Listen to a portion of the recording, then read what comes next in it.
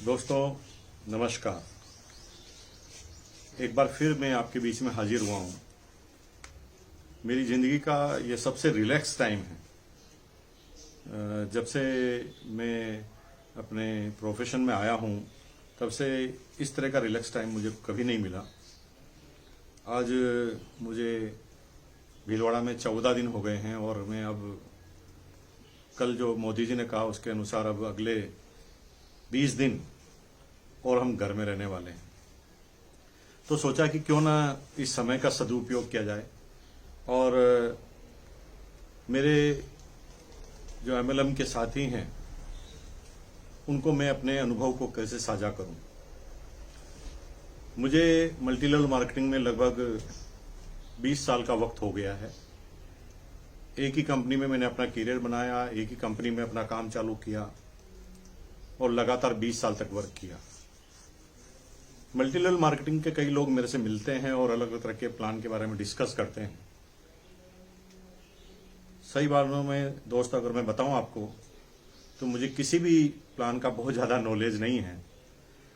कई लोग मुझे बोलते हैं कि ये बाइनरी प्लान है, ये रिफाइनरी प्लान है। मुझे कुछ समझ में नहीं आता। मुझे एक ही प्लान आता है जिसको मैंने किया और 20 साल के अपने अनुभव को मैं आपके बीच में साझा करने आया हूं। मैंने बहुत ज्यादा किताबें तो नहीं पढ़ी, लेकिन मैं बहुत सारे लोगों से मिला हूं इन 20 सालों में। 1 करोड़ लोगों की मेरी डाउनलाइन है। इतने हिंदुस्तान के कोने कोने में घूमने के बाद, सारे स्टेटों में घूमने के बाद, इतनी डाउनलाइन और इतनी डुप्लीकेशन करने के बाद आज हजारों की तादाद में लाखों कमाने वाले मेरी टीम में हैं। तो मैं ये वीडियो आपके पर्टिकुलर किसी एक कंपनी के लिए लेकर नहीं आया हूं। हम यहां पर ओवरऑल मल्टी लेवल मार्केटिंग की बात करेंगे। मैं जिस कंपनी को करता हूं, अगर मैं केवल उसी को अच्छा कहूं तो ये अपने आप में गलत बात है, लेकिन मुझे अच्छा कहना चाहिए। और मल्टी लेवल मार्केटिंग में जो भी लीडर हैं वो सब लोग अपनी कंपनी को सबसे अच्छा कहेंगे, लेकिन मैं कुछ कॉमन बातें आपके साथ साझा करना चाहता हूं। इस बिजनेस का सबसे बड़ा जो स्टेप है जिससे इस बिजनेस की डुप्लीकेशन चालू होती है, इस बिजनेस की शुरुआत होती है किसी भी आदमी के द्वारा, वो है STP, शो द प्लान।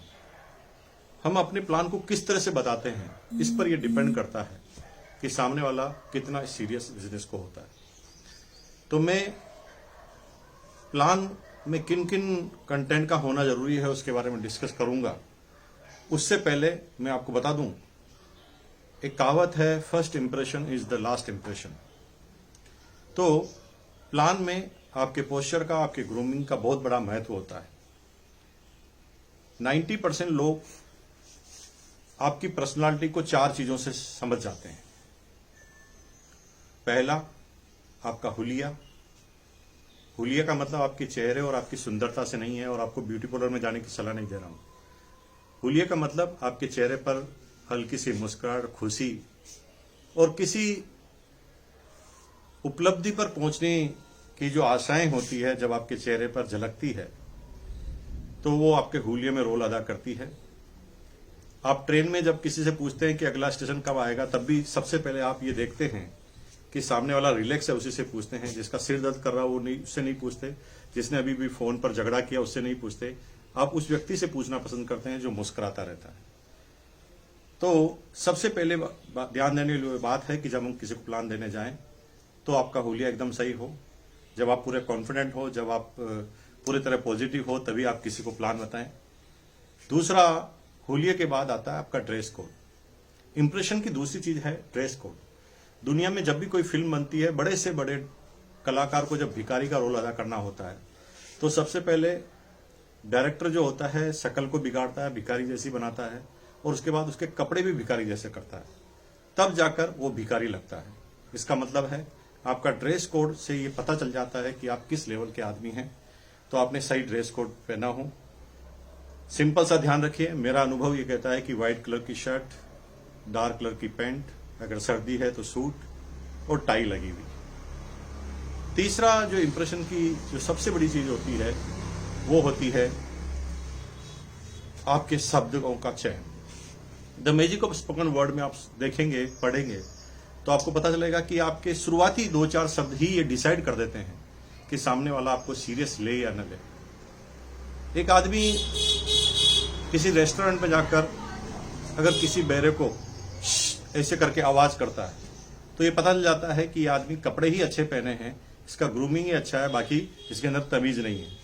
तो आप शब्दों का चयन कैसे करें, इसके ऊपर भी आपका इंप्रेशन डिपेंड करता है।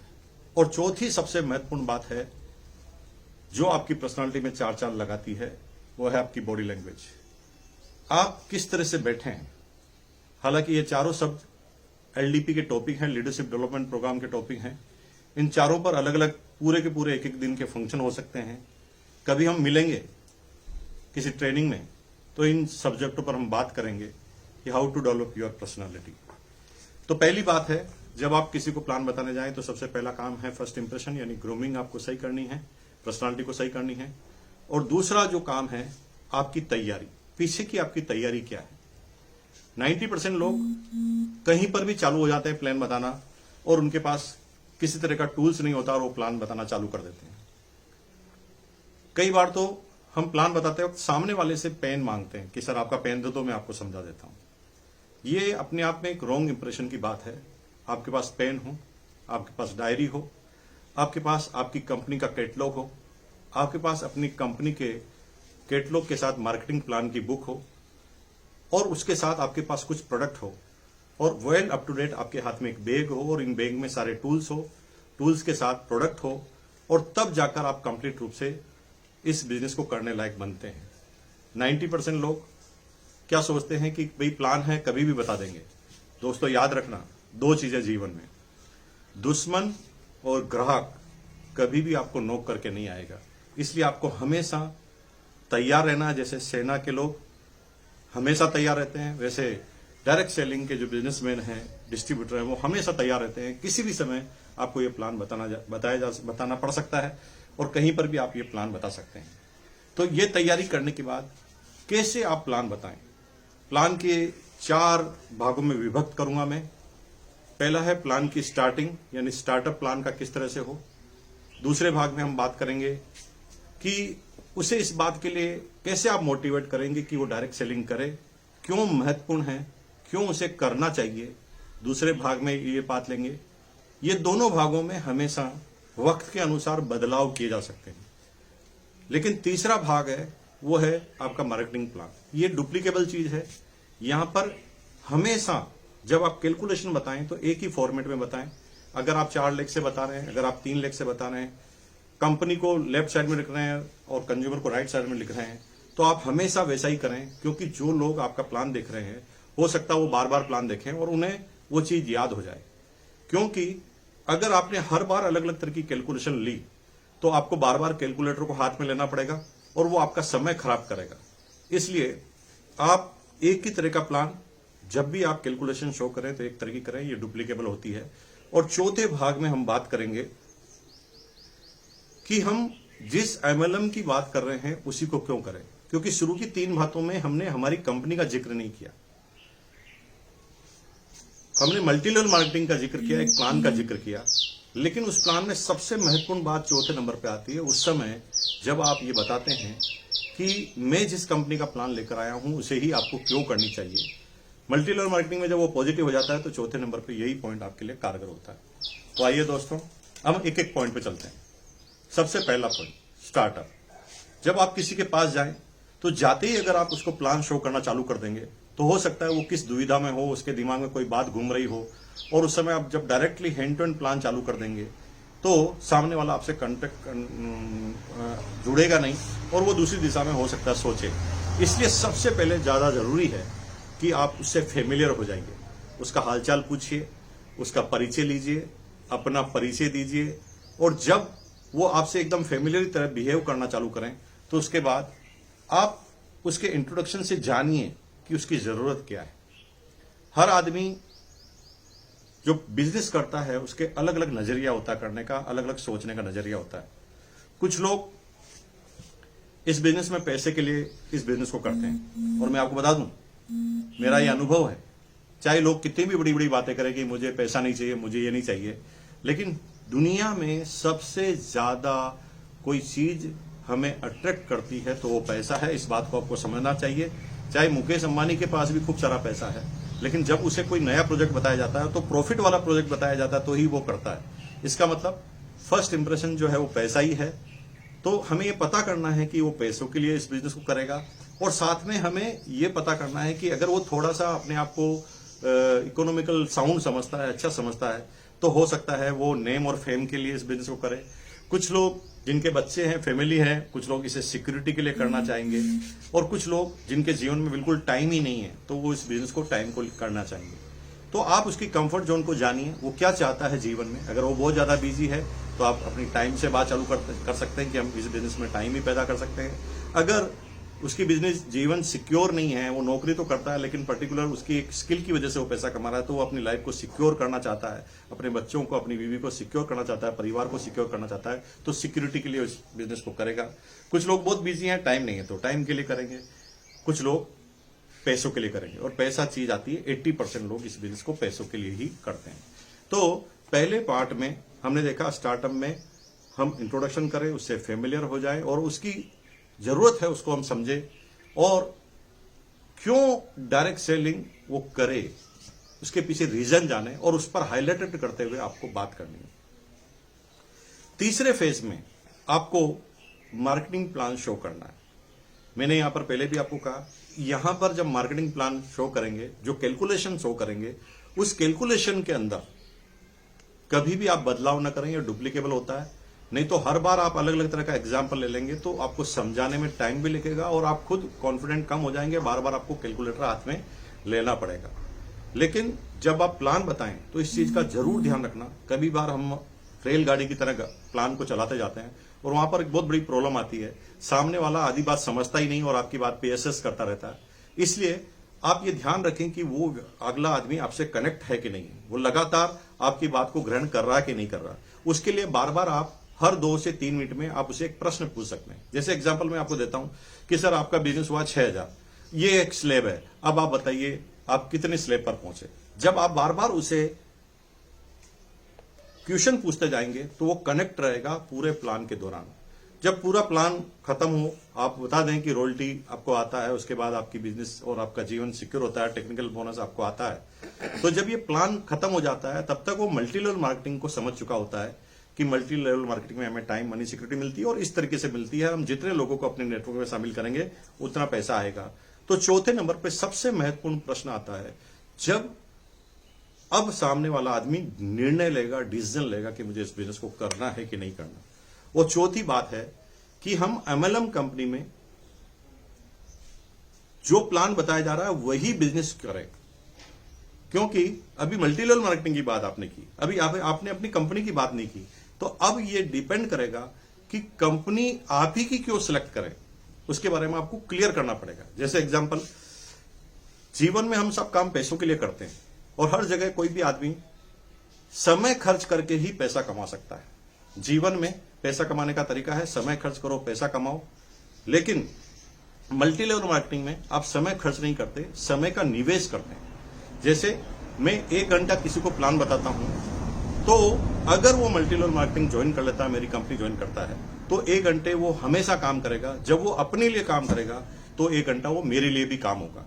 यानी मैं 1 घंटा दूंगा और जिंदगी भर उसके द्वारा दिया गया घंटा वापस लूंगा और उसके द्वारा दिया गया समय, उसकी टीम के द्वारा दिया गया समय का जो हिसाब किताब मैं वापस लूंगा। इस तरह मेरे पास टाइम मल्टीपल हो जाएगा। अगर 8 घंटे में मैं 1000 कमाता हूं तो 16 घंटे में 2000 कमाऊंगा, 24 घंटे में 3000 कमाऊंगा। जब मैं एक एक करके अपनी टीम को बढ़ाता जाऊंगा, लोग टाइम देने के लिए तैयार हो जाएंगे, तो मेरा टाइम भी बढ़ जाएगा। मुकेश अंबानी हो, चाहे जितने भी बड़े बिजनेसमैन हो, वो सिर्फ कामयाब तब हुए हैं जब उन्होंने लोगों के समय को अपनी सक्सेस के लिए लगाया। जैसे मुकेश अंबानी जी अगर एक पेट्रोल पंप खोलते तो खुद ही वहां पर बैठते, लेकिन उन्होंने एक प्रोजेक्ट बनाया और उन्होंने कहा कि भाई मेरे पास ये प्रोजेक्ट है, अगर तुम्हारे पास इतना पैसा है, इतनी जमीन है तो मेरे पास आओ, और जो पेट्रोल पंप पर प्रॉफिट हो उसका 90% तुम रख लेना, 10% मुझे दे देना। अब उन्होंने 9500 मान लो एग्जाम्पल पेट्रोल पंप खोल दिए, तो 9500 पेट्रोल पंप से 10% का टाइम सब जगह से आएगा। अगर हर पेट्रोल पंप से उसके पास 2 घंटे आते हैं तो आपको आश्चर्य होगा कि 9500 × 2 यानी 19,000 घंटे वो एक दिन में कमा लेता है। तो उसकी इनकम भी उसी हिसाब से मल्टीपल हो जाती है, क्योंकि 8 घंटे में अगर 1,000 है तो 19,000 घंटे में कितना पैसा होगा। तो यहां पर मल्टी लेवल मार्केटिंग क्यों करनी है और आप ही की कंपनी क्यों करनी है? क्योंकि हम समय इन्वेस्ट कर रहे हैं। समय दुनिया का सबसे महत्वपूर्ण चीज है। पैसा अगर हमें नुकसान भी हो गया तो पैसा तो हम फिर कमा सकते हैं, लेकिन अगर किसी कंपनी में हमने 3 साल डाल दिए और वो कंपनी ही नहीं रही तो हमारे 3 साल को वापस लाने का कोई तरीका नहीं है मेरे भाइयों। इसलिए किसी भी कंपनी को ज्वाइन करते वक्त उस कंपनी का प्रोफाइल आपको देख लेना जरूरी है। तो मल्टी लेवल मार्केटिंग में आप ही की कंपनी क्यों करें, उसमें सबसे पहले कंपनी की प्रोफाइल लें। कंपनी की प्रोफाइल में आप बताएं कि ये कंपनी कितनी पुरानी है, कितने सालों का इसका अनुभव है, कितना इसका इंफ्रास्ट्रक्चर है, कितने इसके पास डिपो है, कितना पिकअप सेंटर है, कितनी इसकी फैक्ट्रियां हैं, ये प्रोडक्ट खुद उत्पादन करती है कि नहीं करती। पहले पॉइंट पे आप ये लेंगे।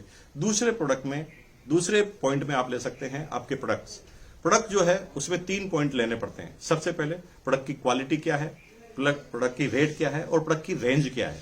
तो आपको वहां पर रेट का कंपैरिजन भी करना है, क्वालिटी के बारे में भी डेमो आप कर सकते हैं। प्रोडक्ट के क्वालिटी, डेमो और रेट के बारे में बताएं। तीसरी बात में आपको ये लेना है कि इस कंपनी में जो मल्टी लेवल मार्केटिंग होती है उसके अंदर किस कैटेगरी पे कंपनी काम करती है। तो दुनिया की सारी कंपनियां पर्टिकुलर कैटेगरी पे काम करती है। कोई एफएमसीजी पे काम करता है, कोई हाउस होल्ड पे काम करता है, कोई कॉस्मेटिक पे काम करता है, कोई न्यूट्रिशन पे काम करता है, कोई कपड़ों पे काम करता है, कोई हाउस होल्ड बर्तनों पर काम करता है, कोई स्टेशनरी पे काम करता है, कोई सॉफ्टवेयर पे काम करता है। तो आपको बताना है कि आपकी कंपनी क्यों करनी, क्योंकि आपकी कंपनी कितनी सारी कैटेगरी पे एक साथ काम करती है। दुनिया की मैक्सिमम कंपनियां जो होती है वो पर्टिकुलर किसी कैटेगरी पर काम करती है। कोई अपर कैटेगरी के लोगों के साथ काम करती है, कोई लोअर कैटेगरी पर डील करती है, कोई मिडिल कैटेगरी पर डील करती है। तो आपको ये बताना है कि मेरी जो कंपनी है वो A to Z, गरीब से लेकर अमीर तक सभी को डील करती है। इस चीज को आपको करना है। उसके बाद आपको ये बताना है कि आपकी कंपनी में एक्सक्लूसिवनेस क्या है। तो आपके एक्सक्लूसिव प्रोडक्ट क्या है जो दुनिया की किसी कंपनी के पास नहीं है, जो आपको व्यापार को बढ़ा देंगे। उसके बाद आपको ये बात करनी है कि आपको जब कंपनी में प्रोडक्ट मिलते हैं, जब सारी कैटेगरी के हैं, तो बहुत सारी कैटेगरी ऐसी होती है जो हर व्यक्ति को मजबूरी से खरीदनी पड़ती है। और जो लोग मजबूरी से खरीदते हैं उस पर कभी भी मिलता नहीं। जैसे शक्कर आप खरीदेंगे तो बहुत कम मार्जिन होता है, नमक खरीदेंगे तो बहुत कम मार्जिन कम होता है। तो आप बताएंगे कि हमारी कंपनी में इस तरह के प्रोडक्ट भी हैं है? कि नमक भी है, आटा भी है, हल्दी भी है, धनिया है, ज्यादा समझाना नहीं पड़ता।